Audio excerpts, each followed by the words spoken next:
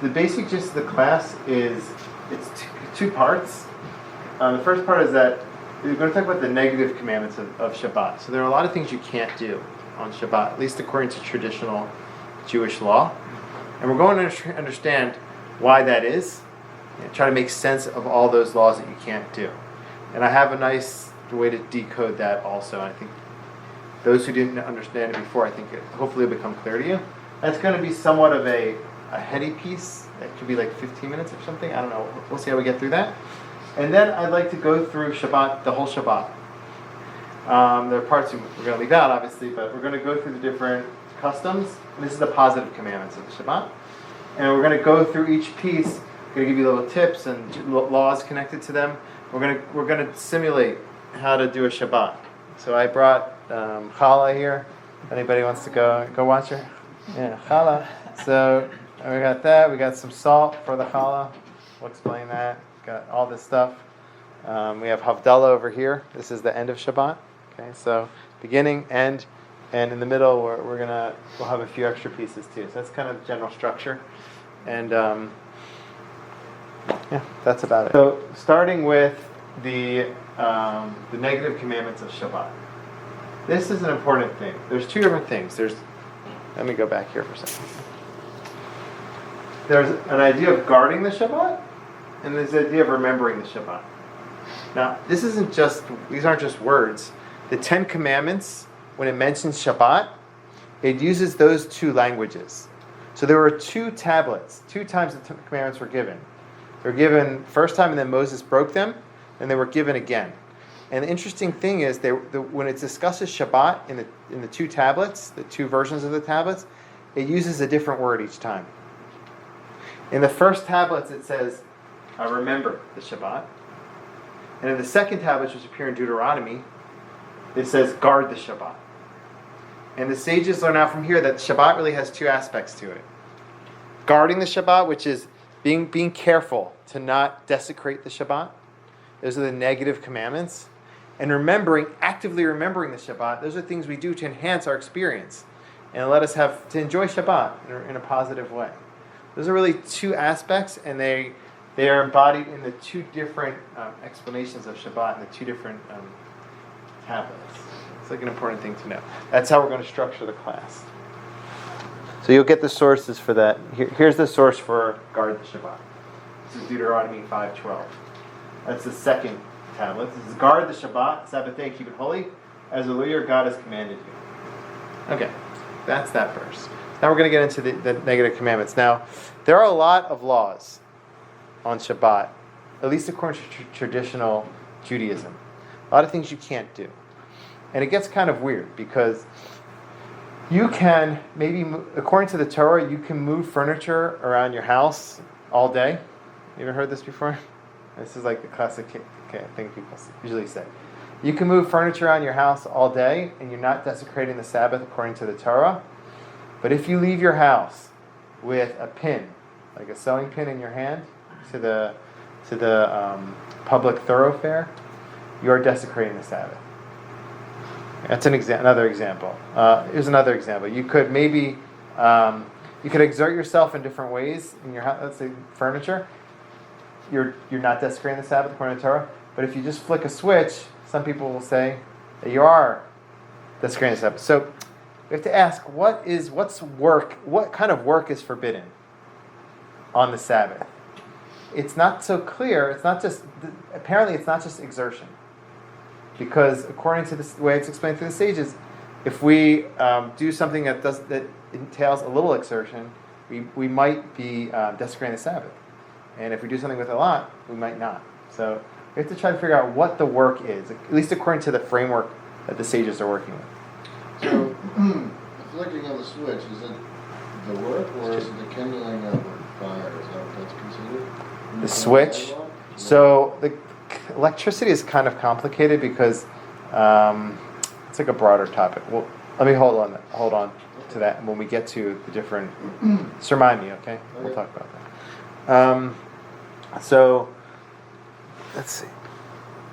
So here's how work is explained. This concept of work, this unique Shabbat concept of work, is explained in the Torah. This is the word that's used. Guard the Sabbath day and keep it holy. Again, this is the same verse, guard the Sabbath day. This is from the Ten Commandments. 6 days you shall labor and do all your work, but the 7 days of the Sabbath of the Lord your God, you shall not do any, it should say avodah. Avodah means work. But it says melacha. So melacha is a unique type of work.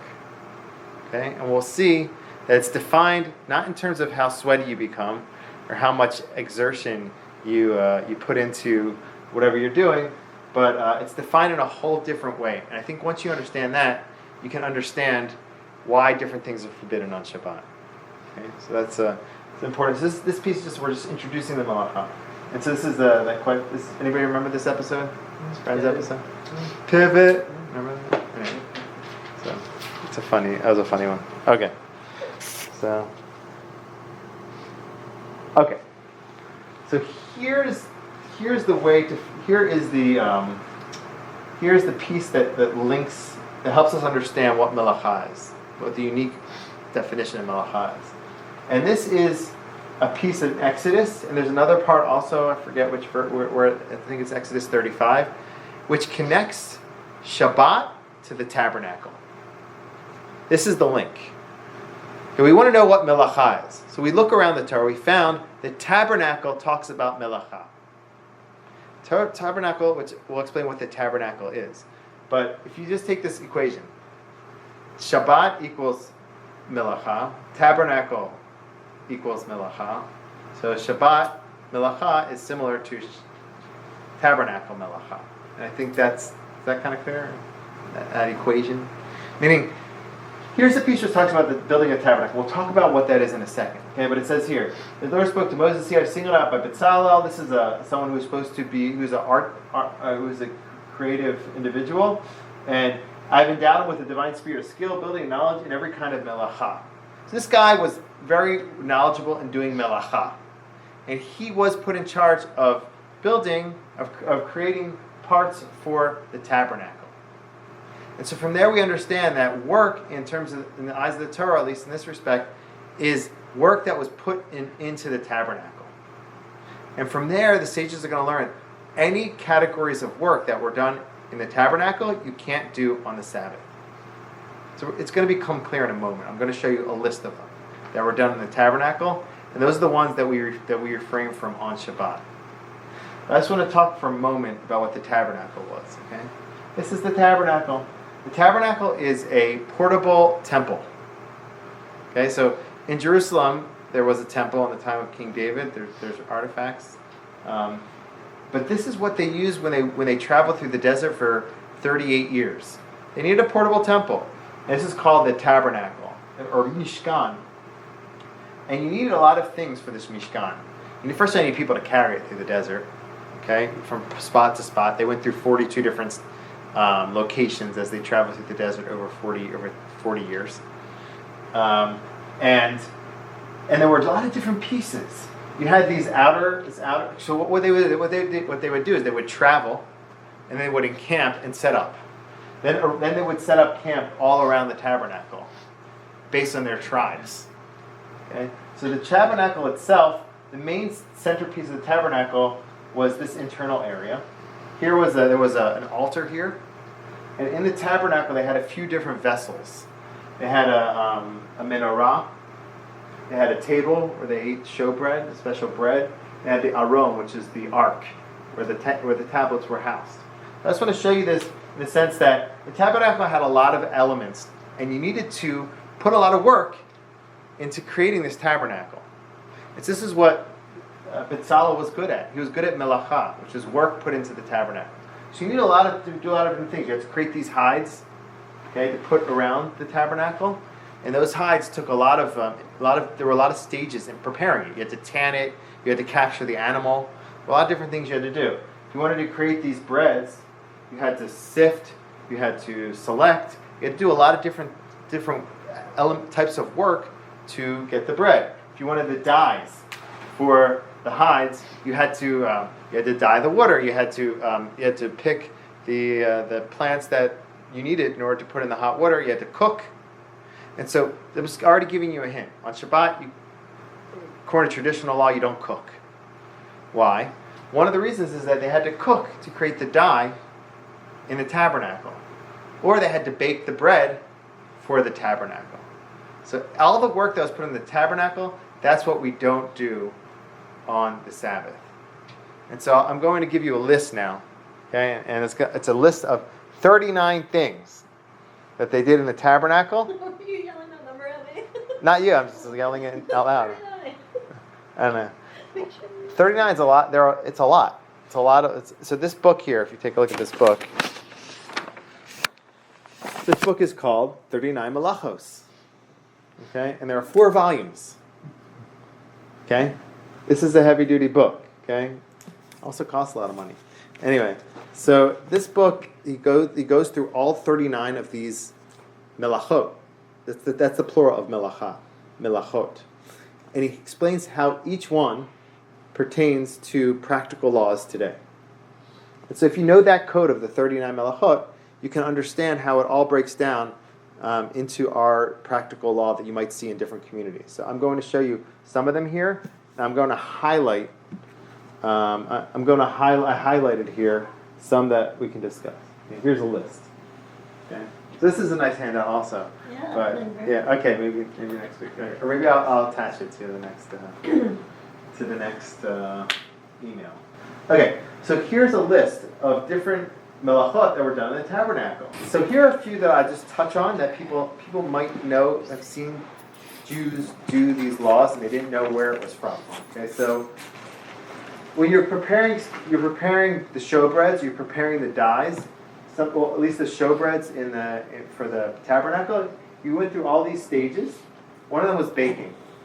So baking and cooking, that's the reason why some Shabbos homes have a hot plate, because they don't want to they'll put the food already before the Sabbath, so they don't cook it on the Sabbath, so they don't violate this one of the 39 laws. There are a lot of details. Like this book is it's pretty obsessive in terms of its details. It has a lot of bullet points and but I'm just giving you like a general feeling. And each one of these has a lot of subtopics. So here's another one: making leather. So a lot of things you need to do for the curtains to make the leather: trapping, slaughtering, skinning, tanning, smoothing, ruling lines, cutting. So you believe it or not, if you've ever been at an Orthodox person's home, they might not be using toothpaste on the Sabbath. They might be using this type of liquid toothpaste or mouthwash. And the reason stems from this, smoothing.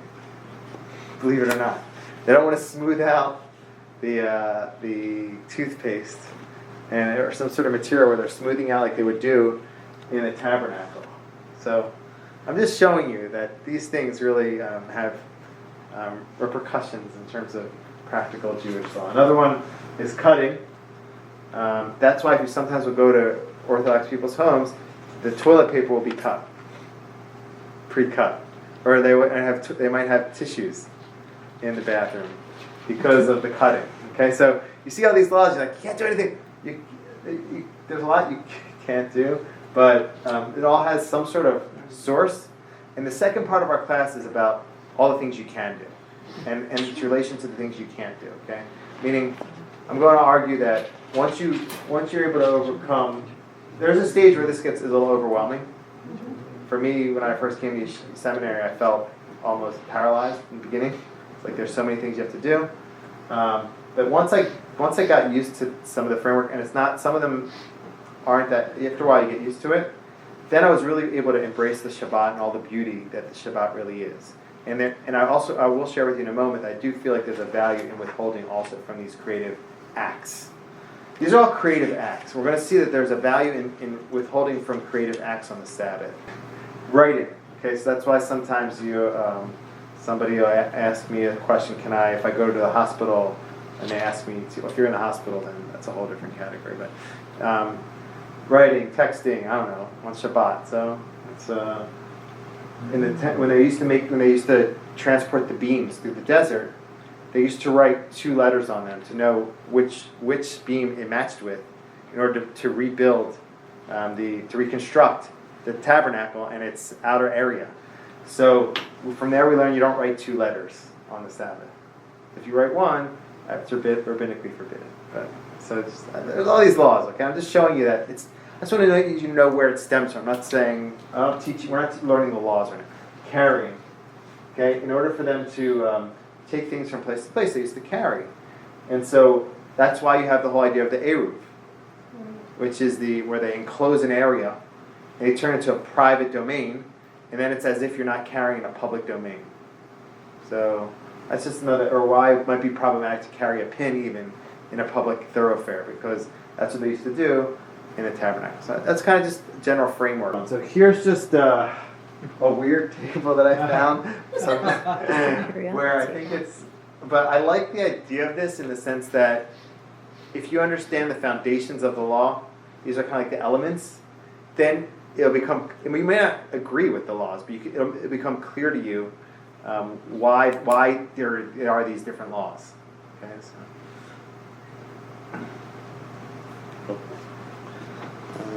so that's it for those laws. You can take a look at these books later on if you want.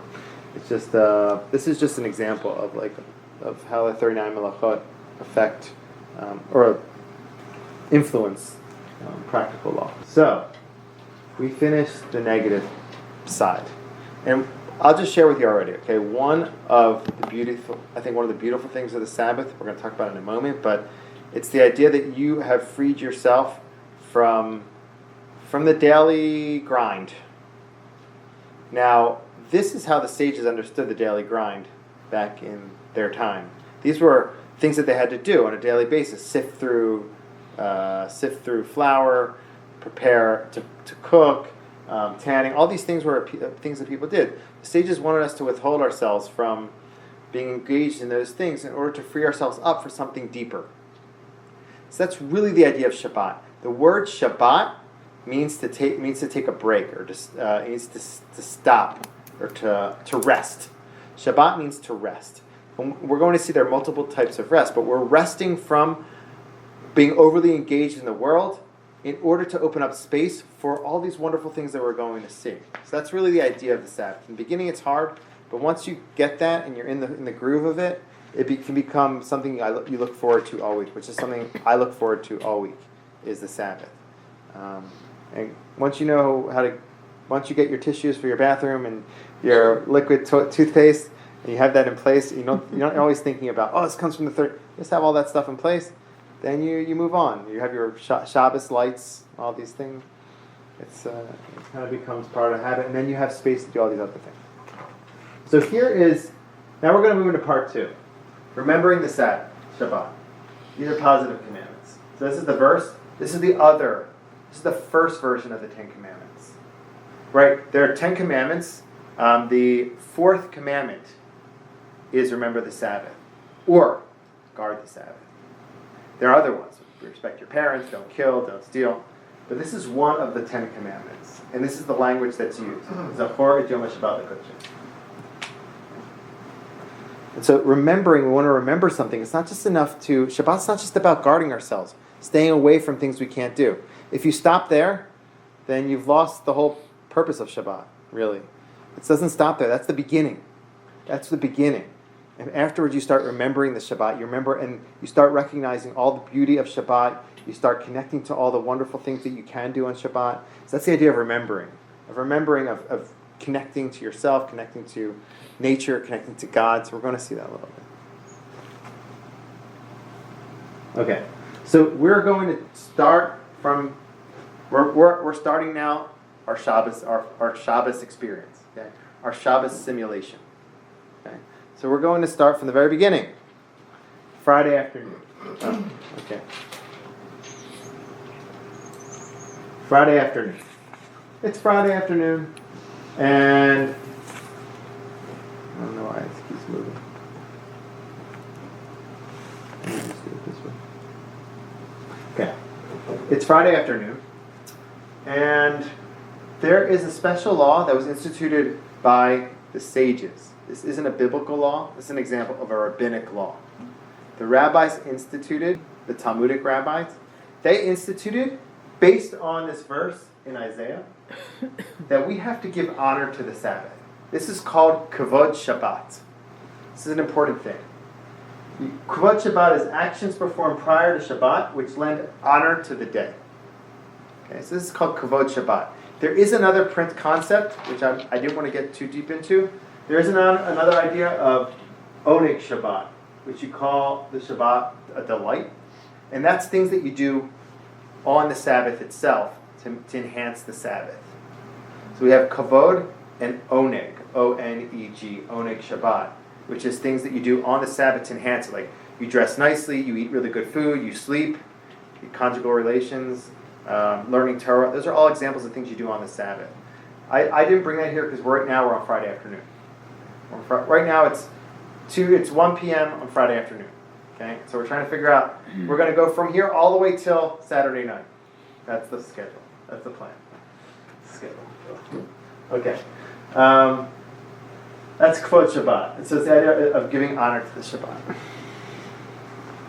So here are some ways that the sages offered. Here's some direction the sages offered for how to give honor to the Shabbat. And I have a few tips of how I give honor to the Shabbat.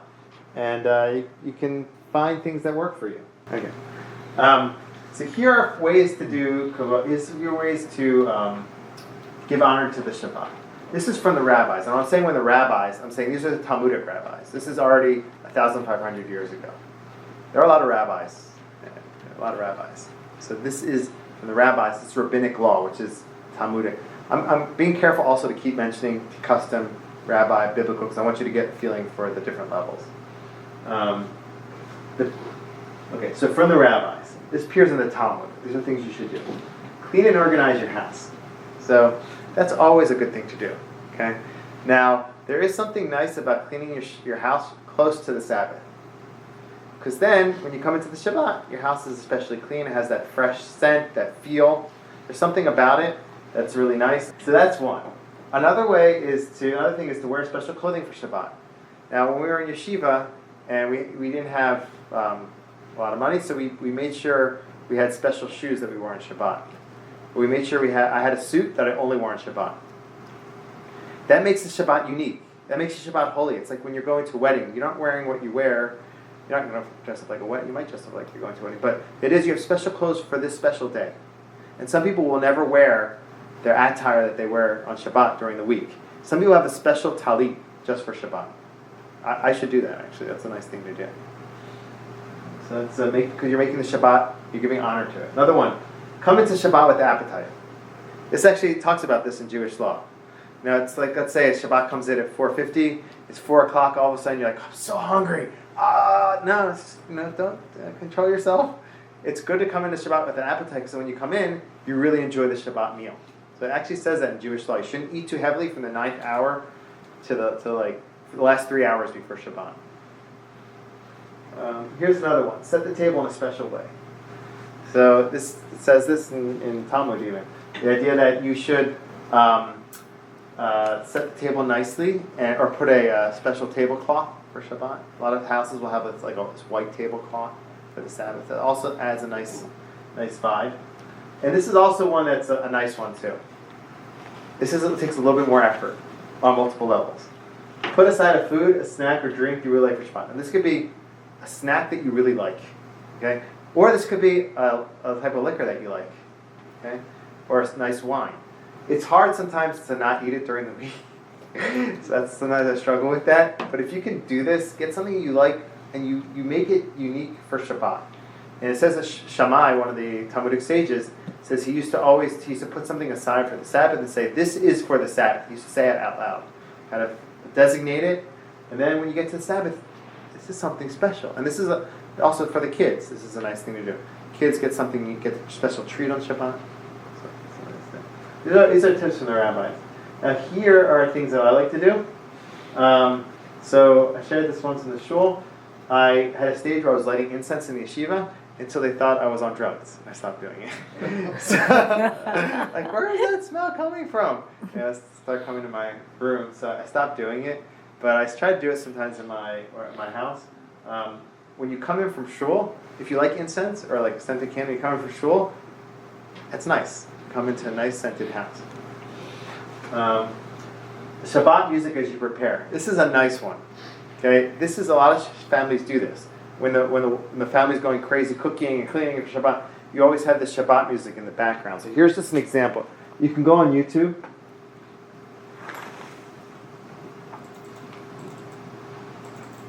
Okay. I just want to show you this actually.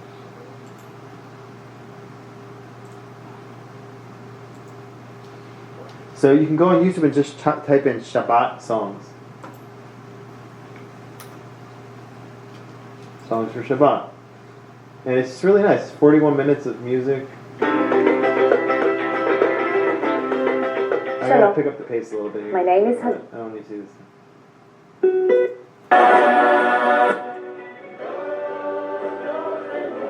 It's just chilled out. It's relaxing for those who like it.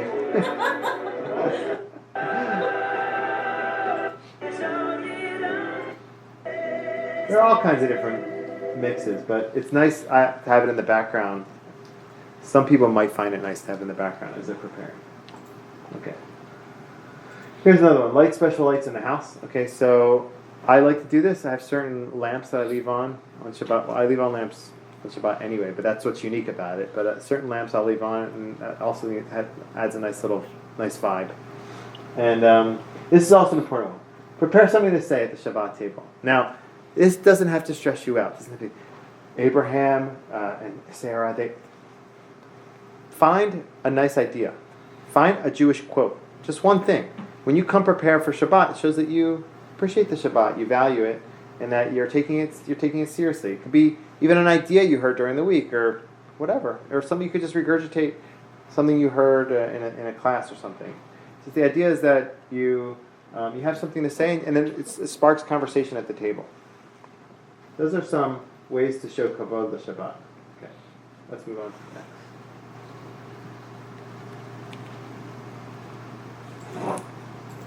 Okay, candle lighting.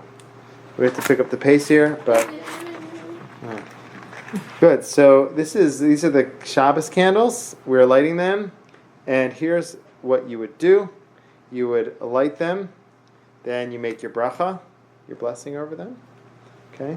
There are different customs actually in relation to this. Sephardic and Ashkenazic have different customs. The Sephardic will light. The Sephardic will bless and then they'll light. Ashkenazim they'll light and remove that part from the video. All right. So you light them, then you make your blessing, and then there's this people that'll do this with their hands. Ever seen this before? And the question is why do we do that? So I have a few questions on. So you make the bracha to Hashem, alik ner shel Shabbat, and some people will do this. They'll cover their hands, their eyes, and then they'll take a look at the candles. Okay. So the question is a few questions we have in relation to this. Why do we light the candles? Number 2, who lights them? Okay. Number 3, what's behind the hand gestures as we light? Okay. Is this some Hawaiian dance? It's not. Okay. So why do we light the candles? Talmud says we light the candles because in their times they didn't have electricity. So if you didn't have light, you'd be getting in fights in the house. And we want to have happiness and peace in the home. So that was actually the reason the Talmud brings. But another reason we do it is it adds a certain ambiance, a certain vibe, certain feeling in the house when you have candles lit. And that's really seems more relevant today. That seems like the more relevant reason. Also, you light candles at different important events. Hanukkah in the temple, holy spaces and holy situations. You have candles. So Shabbat, as it enters, you're signifying that with the candles. Yeah. I just always enjoyed it from a perspective of it signified we're starting this, this is the beginning. It's Yeah. Now we're all kind of focused in. Mm-hmm. I think it's just an easy way to focus people. Yeah, totally. So let's go in. Yeah, yours. Oh. So here are I have a quick question. Mhm. Can you light the fireplace? If you light it candles? Before Mhm. it's Before Sabbath? candle lighting? Yeah. You can light So a you fire could light before the it and it Sabbath. could Yeah. Your vessels burn can. for Can 3 or you 4 There's- tend to the fire? No, that would be an issue. Yeah, No, because but that you would could be. light the You can't candle. stoke the coals. There's actually No, that'd but I be just that'd be use considered. candle logs. Yeah, if you just have And it it go, burn for your 4 hours. vessels can work for you on the Sabbath. There's a concept like that, but you can't. Yeah. So the idea of doing this. So one, the origin of this, one explanation for the origin of this is that oftentimes we make a blessing before we do an act. So I make Baruch atah Borei Pri Ha'etz, and I'll eat the fruit. Here, we're not doing that. Here we're lighting it beforehand, then making the blessing. So it's already lit. Why are we doing that? We're not getting into that, but you're lighting it, and then you're making the blessing. So in order to enable myself to do some sort of act, we actually try to cover the fire, or cover our eyes from the fire. So that's actually might be the origin of it. They were covering the fire, and then they make the blessing, then they would see the fire, and that would be considered an act. That makes sense. So that's one explanation. Another explanation is that you're ushering in the Shabbos queen, bringing her in, welcoming her in. Another explanation is that I like this explanation, is that you're gathering in your energy. So you're about to make the blessing, you're about to enter Shabbat, you're about to remove yourself from the week. 1 time, 2 times, remove yourself, remove yourself. Center, get centered, and you're ready to focus in on you're zoned in on your new reality, which is the Sabbath. Those are 3 different explanations for that. Is it really important to hit it on sundown, like at the exact time? No, it's important to do it before sundown. Okay. Yeah, because if you do it after sundown, then you're violating the cooking. Right. But okay, so like. So you can do it. So there is. No, you you have a good amount of time to do it beforehand. You can do it like over an hour beforehand. Yeah. There are calendars that have all these times and whatnot. But it's really important to try to do it before sundown. It is important that it's lit until you come back, so you can benefit from it in your home. So that could be a certain amount of time. So let's say you're lighting it very early, an hour beforehand. It should be long enough so when you come back from synagogue that they'll still be lit, so you can benefit from them in the house. So these light for a long time. Okay. So that's a little bit on lighting of the candles. Let's move to the next. Okay. Kiddush. Okay. So now we've lit the candles, we've gone to shul, we did Kabbalat Shabbat, we're back home. Kiddush is the same idea as what you said, Elliot, that we're kind of just signifying that Shabbat's coming in. We're doing it in a festive way over wine. And this is the way that the sages said that how you remember the Sabbath. You remember the Sabbath over the wine. It's kind of recognizing that the Sabbath is entering. You're going to make a bracha, a blessing over the wine. It's kind of like a ceremony to usher in the Shabbat. So you pour your wine, you make your blessing. Friday night, some people stand on Friday night. Saturday morning, they'll sit. There are different customs related to that.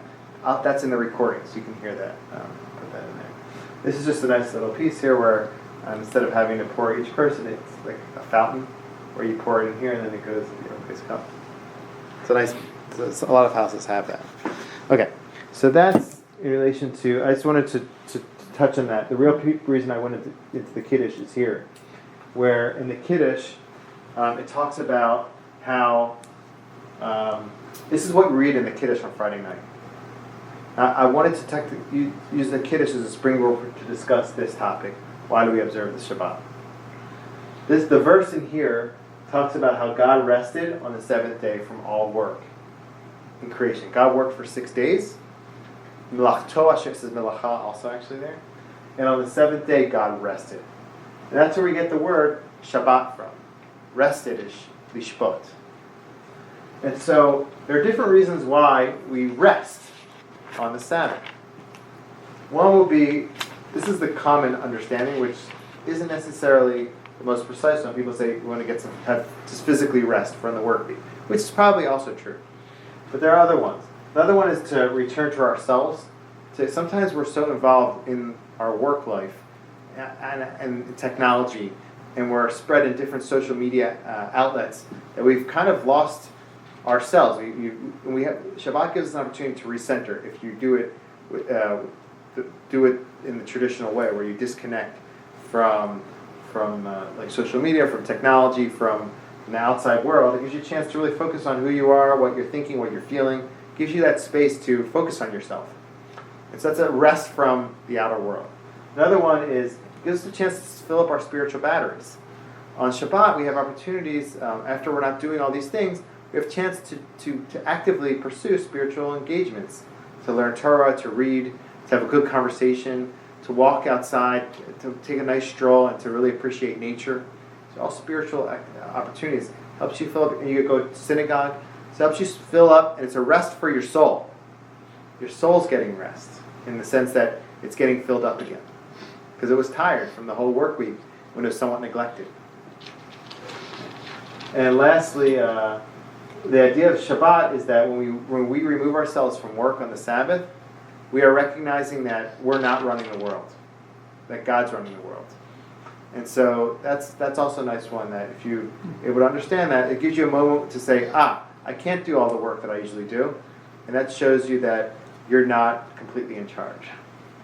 And so that's another aspect of that. So it's a rest from work, so to recognize that you're not exclusively in charge of the world, or even of your own domain. Those are like some reasons why people would observe the Sabbath based on this idea of rest. So different forms of rest. Yeah. If you go to shul and they say Kiddush in shul, yeah. Do you have to say it again? Yeah, that Kiddush is ceremonial in the shul. It doesn't really count, actually. Has to be, Kiddush is usually done in a place where you eat. So if there was food, it would count. But there's no food at that Kiddush during the shul, so it's more ceremonial, actually. Yeah. Okay. So, Challahs. So now, we've done Kiddush, we go wash our hands, and we have Challah. Okay. And here's a few questions. Why do we eat 2 Challahs? Well, there's a thing to have 2 Challahs, okay, at Friday night and Saturday day. Another thing is, why are we careful to use a challah cover? Is there some sort of symbolism or meaning behind that? And lastly, what's behind the different shaped challahs? So this one, I'm going to skip over this and give you a link to the different shaped challahs. This is an interesting class. It's 10 minutes. So it might interest you. I'll send that to you. But I just want to address the first 2 pieces. Why do we eat 2 challahs? So this is the reason why we do it. Last week's Torah portion. It says God, and when Jews were in the desert, God rained down from heaven a double amount every Friday afternoon. God will give, so this is the manna. Throughout the desert, according to Torah, God sustained Israel with the manna, which is a divine bread. After they complained to God, we don't have anything to eat, God sent them bread. And the bread came down every day, but on Friday a double portion came out. Because God didn't want them to go out on the Sabbath to collect. Because He wanted them to rest. So they would collect a double portion on Friday. And in memory of that double portion, we have a double portion of bread at our Sabbath meal. And the idea behind it is that God's protecting us, God's guiding us, thinking of God, how God sustains us. That's like the symbolism behind that. So when you see the double bread, it's supposed to remind you that God gave you this wonderful meal and to thank God for that. That's kind of like the idea behind that. Now the idea behind the challah cover, it says in the Bible, it says that or this tradition, it says that the manna was covered with dew on top and on bottom to kind of preserve it. So we usually have some sort of plate or some sort of challah cutting board, and you'll have this on top to kind of reenact the manna situation. It's a nice little piece there. Any questions on this? Or yeah. Is there anything about the size? Of the challah? No. You can have any size challah as long as it's whole. You have to have 2 whole pieces of bread. So I eat pitas because I actually bought this, but I don't eat this because I'm vegan. This is eggs in it. So I usually eat pitas. It could be big pitas, small pitas. Doesn't matter the size as long as it's whole. So like sliced bread would not be ideal. And there's also another thing where we put salt on it. This is a whole different symbolism. It's a whole different imagery. Not a manna imagery, but it's more sacrificial imagery, where the table is like our altar, and whenever you have a sacrifice, you salt the sacrifice. That's one of the explanations that's offered for that. Yeah. And it tastes good. What? Where'd the honey thing come from? So the honey is eaten as a substitute for salt during the high holidays. And then it was so good. I just feel No, like the it's so idea is good, that so funny. it's a symbol. No, so I don't know if they do it throughout the year. Usually it's around the high holiday time. Maybe other people extend it. The idea is you want a sweet, happy New Year, and so you usually eat circle of challahs on the high holidays, and you have honey, and there are reasons for that. But I think we should have extra honey though. okay, so It always gets brought out. Cinnamon. But it always gets brought Raisins. out. I've Honey heard always that. gets brought out. What? Dipping in honey. dipping in honey throughout the year Yeah. also. I think it's just I've to do only extra done honey it than high I do. holiday. There could be other reasons behind that. Okay. What about the shape? What about the what? The shape. Shape of the challahs? Yeah. Yeah, so I'm going to send you a recording on that. Yeah, it's like 9 minutes long or something. Are you supposed to not talk until you've had your piece of love? Yes, there is a cost there. That is a law. You're supposed, but it's only after you've washed your hands. Wash your hands, be quiet, Yeah. get the love, then you can talk. So, yes. So the reason is, it says the Talmud says you're supposed to connect the washing of the hands directly to the eating of the bread. I guess it's the idea of in the temple. Again, this is temple imagery. This isn't mana imagery. Temple imagery is they used to wash their hands, and they used to always be pure for when they would be involved in the sacrificial service. So the idea is to try to keep your focus on what you're doing and and to see the Sabbath meal kind of in that light. So that's like when you're at a meal, people are like That's like I'm the one who always gets yelled at. Yemenites. They don't do it. They talk. Yemenites. Oh, I'm Beautiful. not Yeah. breaking bread with them. Okay. So here's a just run through of what happened Saturday day. Okay. So morning services. So we didn't talk about the different ones. That'll be for prayer class. Shafrit we saw. Kiddush. Now Kiddush in shuls oftentimes is a big elaborate thing. But you can either do it there or you can do it at your home. And again, you have the second meal. I put the second meal here because I want you to know there's a third meal. There actually is a fourth meal. Seriously, there's a fourth meal. It's called Malava Malka, and that's after Havdalah, after the Sabbath, and it's a meal in which you escort the queen out. So you bring it in the beginning of Sabbath, and when Sabbath, it's Malava Malka literally means to escort the queen. It's a Malava Malka meal. So people are careful of that. In yeshivas, they were careful with that. I try to be careful, try to do something. So there really are 4 meals over the Sabbath. Anyway, so here's after you finish your second meal. So sometimes when I was in Israel, I used to really try to extend this piece here. So I like to have Shabbat and have spiritual things to do on Shabbat. So I would daven, I would pray really early. So I would sometimes go to prayer at like 6 a.m. or 6:30 a.m. We'd be done already by 8:30 a.m. And I would do my kiddush and my meal, and I have a full day to do my stuff that I like to do, learn or whatever, sleep, rest. But this is really this is the part where you do oneg Shabbat, where you enjoy the Shabbat, you take delight in the Sabbath. And there's all kinds of things you can do, but you can come up with your own. Shabbat's a great opportunity. Once you're not involved in doing all these activities, outward activities, you have a chance to invest in your inner world, your inner circle. So you have time to spend. Hopefully, you have time to be with your kids, or you play a board game, or read a book, or have a conversation. So these are things that one can do. Some of my better memories are strolls that I took in Israel on Shabbat. That is something I really miss. I try to stroll around Pikesville. It's not the same. It's not. It's not. So many levels. It's like, Yeah. what? What'd you say? Not even close. He said, how's it different? How's it different? So many levels. I mean, just in Israel, it's like everybody else is walking on the streets too. Some of the streets are closed off. It's something really special. And also, like also it's nice to walk on Shabbat after you eat your heavy meals. It's like you can walk it off, feel less guilty. And then, I don't know. So that's something I really miss. I haven't been able to reenact that since I've come back to America, which makes me kind of sad. But those Shabbos walks are really something special. So that's a little bit. Then there are afternoon services called mincha. We learned that, and then there's the third meal. That's before sunset. So it's kind of like the structure of the Sabbath. Okay. Here's the last piece. Havdalah. Okay. So moving over here.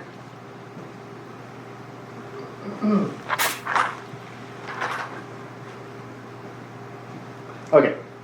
So Havdalah, there are a few different elements. There's different pieces to the Havdalah service, and each one has a different reason why we use them. Okay, so first off, you start out with some prefatory prayers.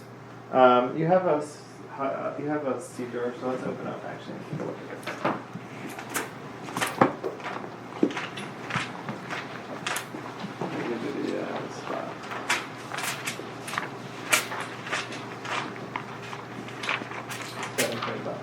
Which one? 725. Wonderful. Yeah, 724, 725. Thanks. All right, so Havdalah is on 724. So it opens up with all these verses, right? You see on the right side, it gives you the sources to the verses, Psalms, Isaiah. And so these are all verses about strength and salvation. These are blessings we want to experience in the upcoming week. Strength, salvation, that God will be our stronghold. Those are blessings we start out with. And then you make a blessing over the wine. That's the first blessing. And the idea is that whenever you do some sort of ceremony, it's usually over the wine, because wine is a celebratory thing. So we make the blessing over the wine. You don't drink it yet, though. You continue with the blessing over the besamim. These are blessing over the spices. Okay, so why do we bless over the spices? Anybody know? Okay. Spices are a delicacy. Okay. Special. Typically would have in the desert. That would be the right way of thinking. Yeah. So the reason that's brought in the Talmud is that when so there's an idea that on the Sabbath you have an extra soul. There's an idea like that. So I understand that to be a kind of an enhanced spiritual experience. And maybe it's due to you're not being involved in all your weekday affairs. I don't know what it is, but there's an idea that you get an extra, your spirituality is enhanced. And when the Sabbath leaves, the soul departs. Or your Shabbos momentum departs. However you understand that, okay? And so Talmud says you make a blessing over the spices, you smell them in order to revive your soul at that moment of departure of the Sabbath. That's why we do that, actually. Now, it's interesting to note, on Yom Tov, the Jewish holiday, we don't have spices. For that same reason. There's no Yom Tov soul.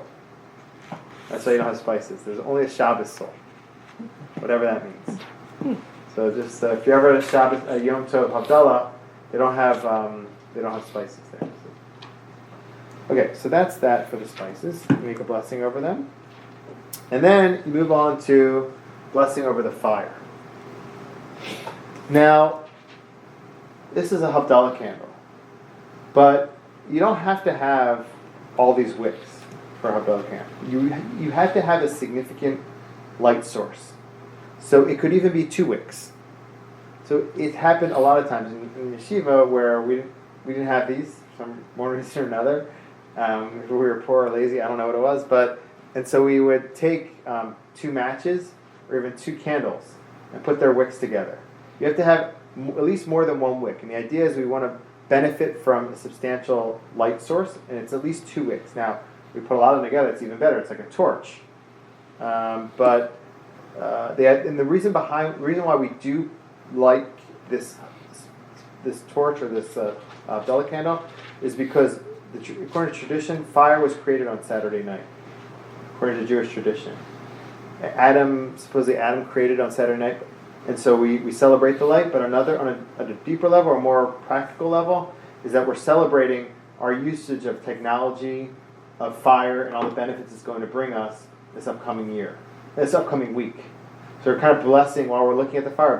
We're asking God to help us the upcoming week in our livelihood, in our work life, which is oftentimes really based on fire and technology and using resources to move forward. It's kind of like those are 2 reasons for that. So when we light it, there's a tradition where you light it and then you know what you do? What do you? You can see already on the picture. So you'll light it, you make the blessing, Baruch Atah Hashem, with no fam, she sends this, okay?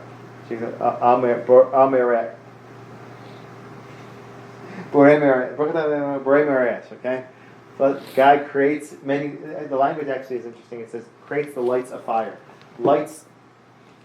Yeah, I'm right there. Goes. Yeah, that's all we need. So. I mean, You can probably- you didn't show up for Shabbat this What? the Shabbats. After the fire alarm. Nobody showed up. Really? We burned down. All right. So when you salute, people will do this in synagogues. You ever seen that before? Yeah. So what are we doing? We like checking our nail polish, cleaning our nails. What are we doing? So the idea is you're supposed to benefit from the light. So you could take a dime and a penny and compare them and benefit. We benefit. We do it. We use the light to differentiate between the meat, the skin, and the nails. And why do we use nails specifically? Because some people say that nails are constantly growing. We want our blessing to constantly grow. But we could use something else. The idea is to benefit from the light. There also is there's an idea that connects nails to Adam. There's Adam's. There's some sort of tradition like that.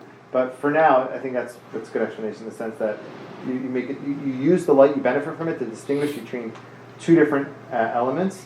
And it happens to be we're using the skin and the nails represent blessing and growth.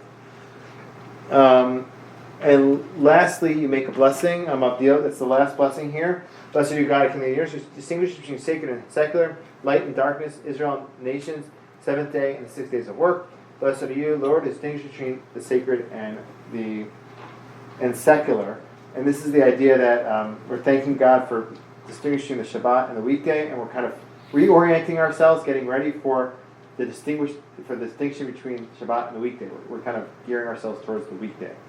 Now, I just want to point out one more thing.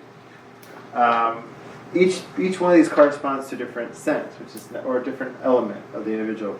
Intellect is in a sense, but taste, smell, sight, and intellect. Because when you distinguish between something, you use your intellect to do that. And the idea is we're slowly going up in spirituality in this blessing. We went through guarding the Shabbat, remembering the Shabbat. There are negative commandments, there are positive commandments. They go together. First, guarding the Shabbat is we're removing ourselves from the world, from our daily engagements, but that's in order to make space for remembering the Shabbat, enhancing our lives of spirituality, and that's done by means of all the different customs and traditions that we have, and through us making the Shabbat what it is. There actually is a verse that says, "La'asot Shabbat," you make the Shabbat. We have to make the Shabbat. It's not enough just to withhold ourselves from doing things. We have to make the Shabbat and make it special. You do that before Shabbat, getting ready. You do that on the Sabbath with all the customs that the sages set out for us. And you also do it through Oneg Shabbat, which is finding ways to enjoy your Shabbat by reading a book, by putting food aside, by dressing nicely. All these ways are ways to enhance the Shabbat and make it really something special. And it can really become, just speaking about my own experience, it can really become a day that you look forward to all week, that you don't want to end, and that you just really enjoy.